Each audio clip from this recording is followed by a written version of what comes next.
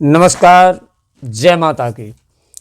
Scorpio sign यानी वृश्चिक राशि जनवरी 2025 में कैसी रहने वाली है वृश्चिक राशि। जो गोचर ग्रह अपना जो गोचर बदल रहा है, ग्रहों का परिवर्तन हो रहा है, उसका प्रभाव आपके दैनिक जीवन पर क्या आने वाला है, मैं सूक्ष्म रूप में छोटे से रूप में आपको सही तरीके से पूरी जानकारी देता हूँ। उपाय भी मैं आपको बताऊंगा जिनमें कुछ खास प्रॉब्लमें हैं। आपका अच्छा भी है, थोड़ा खराब भी है, तो वो सारे कुछ मिला के ही गोचर है अभी। तो मैं आपको उसके उपाय भी बताऊंगा आखिर ऐसा क्या करना चाहिए। तो चलिए देखते हैं। सब कुछ जानते हैं कि शिक्षा, व्यापार, नौकरी और वैवाहिक जीवन तथा संतान, पढ़ाई, सब कुछ देखते हैं। तो चलिए प्रारंभ करते हैं। सबसे पहले आपका स्वागत है आपके अपने चैनल में, और इसी के साथ देखते हैं कि सबसे पहले हम प्रारंभ करते हैं। कुछ आपका अच्छा है, कुछ खराब है, पहले क्या बताएं। तो चलिए लगन से ही प्रारंभ करते हैं फर्स्ट हाउस से, यानी स्वास्थ्य। स्वास्थ्य कैसा रहने वाला है आपका इस समय पे। मैं मून साइन के अकॉर्डिंग आपको ये गोचर बता रहा हूँ, चंद्र राशि पर आधारित, तो आप उससे देख सकते हैं।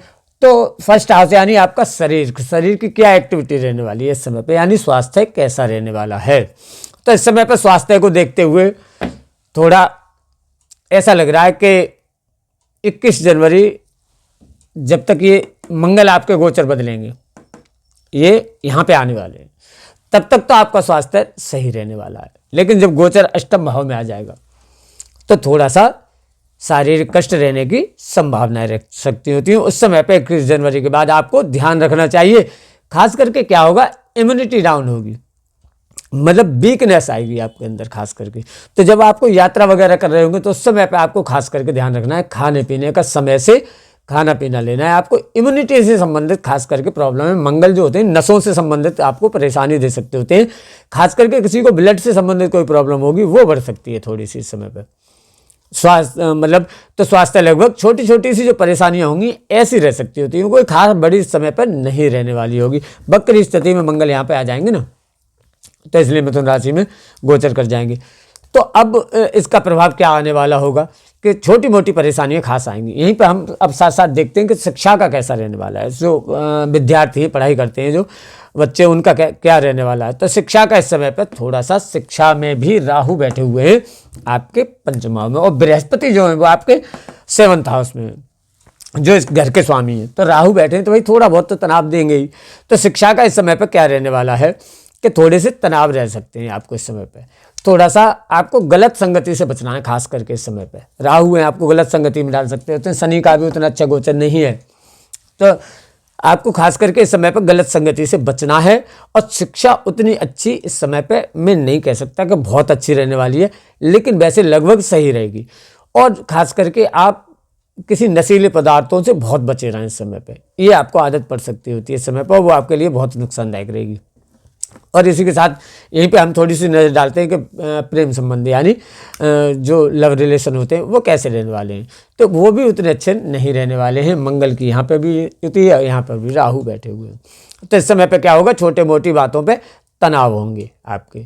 और 21 जनवरी के बाद तनाव या झगड़े की स्थिति भी बन सकती होती है। 21 जनवरी से जैसे ही आपके ये मंगल चेंज हो जाएंगे तो समय पर तनाव भी हो सकते हैं और झगड़े भी छोटे मोटे हो सकते होते हैं।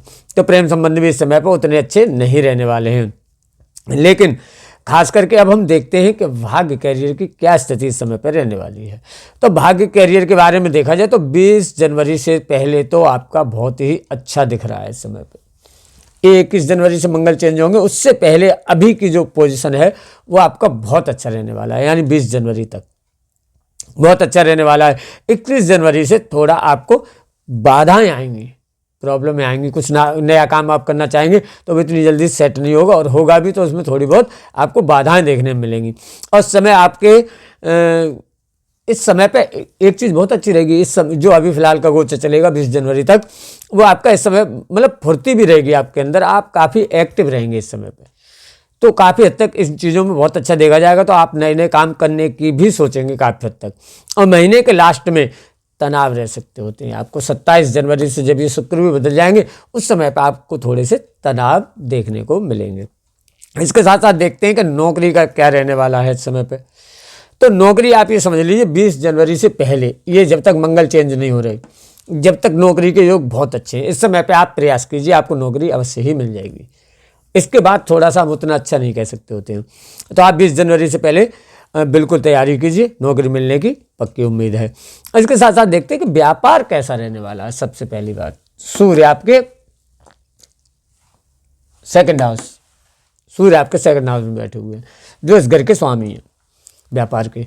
9th में भी ये मंगल इधर चले जाएंगे, अभी भी हैं तो कोई प्रॉब्लम नहीं है। यानी व्यापार आपका इस समय पे बहुत ही अच्छा रहने वाला है। तो खास करके नौकरी वालों को थोड़ी सी प्रॉब्लम रह सकती होती है, व्यापार बहुत अच्छा रहने वाला है। तो व्यापार का योग अच्छा बनता है। और इस समय पे एक चीज़ और भी है, स्टार्टिंग में तो मंगल जब तक है तो आप नए कारोबार करने की भी सोचेंगे और वो भी अच्छा रहेगा। नए काम आपके इस समय पे शुरू हो सकते हैं, नया व्यापार आप शुरू कीजिए, बहुत अच्छा रहने वाला होगा आपको। संतान के योग भी इस समय पे बनते हैं, बहुत अच्छे बनते हैं, लेकिन एक प्रॉब्लम रह सकती है, गर्भ गड़बड़ हो सकते हैं, या फिर संतान जन्म लेने के बाद उसको थोड़ी बहुत शारीरिक कष्ट रह सकते होते हैं, खास करके नसों से संबंधित, अंदर से संबंधित प्रॉब्लम रह सकती होती हैं। लेकिन संतान के योग इस समय पे बनते हैं। और इस समय पे देखा जाए कि आपका जो व्यापार है वो बहुत ही अच्छा रहने वाला होगा। पार्टनरशिप का अगर व्यापार होगा वो भी काफ़ी हद तक अच्छा रहने वाला होगा। विदेशी व्यापार होगा वो भी काफ़ी हद तक अच्छा रहने वाला होगा इस समय पे। और आप इस समय पे आपको उपाय क्या फॉलो करने चाहिए? तो आपको सबसे पहली बात है, व्यापार के लिए तो खास करके आप सूर्य के मंत्र का जाप कीजिए, सूर्य की उपासना कीजिए, सूर्य को जल दीजिए। आप सूर्य की उपासना करने से आपको बहुत फायदा रहने वाला होगा। हनुमान चालीसा का तो आपको पाठ करना ही है। मंगल आपके थोड़े से शारीरिक कष्टों को भी देने वाले होंगे, तो हनुमान चालीसा का पाठ कीजिए। या हनुमान जी पर आप सिंदूर और वर्क लगा के जो चोला चढ़वाते हैं वो आप चोला चढ़वाइए पंडित जी से, बहुत ही आपको लाभ देने वाला होगा। प्रसाद लगाइए, हनुमान चालीसा का पाठ कीजिए, बहुत लाभ रहने वाला होगा।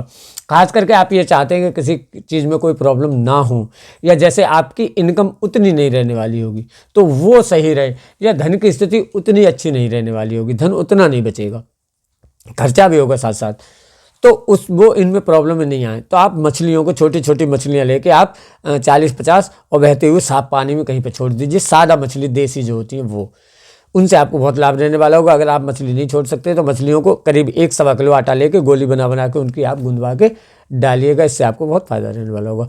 और अगर आपकी कुंडली में अपनी में कुछ प्रॉब्लम होगी तो भाई गोचर में थोड़ा बहुत प्रभाव आ सकता है, नहीं तो मेरा 99% आपको बिल्कुल सटीक रहने वाला होगा। आप देखिए, बहुत गणना करने के बाद मैंने आपको फलाना बताया है, और मैं इसी प्रकार की जानकारी देता रहता हूँ। आप भी कुंडली दिखाना चाहते हैं अगर, तो आप डिस्क्रिप्शन में मेरा व्हाट्सएप नंबर है, आप मुझे व्हाट्सएप कर सकते हैं, मैं पूरी जानकारी आपको दूंगा। इसी प्रकार की ज्योतिष से संबंधित जानकारी देता रहता हूँ। इसी के साथ वीडियो समाप्त करता हूँ। जय माता की, नमस्कार।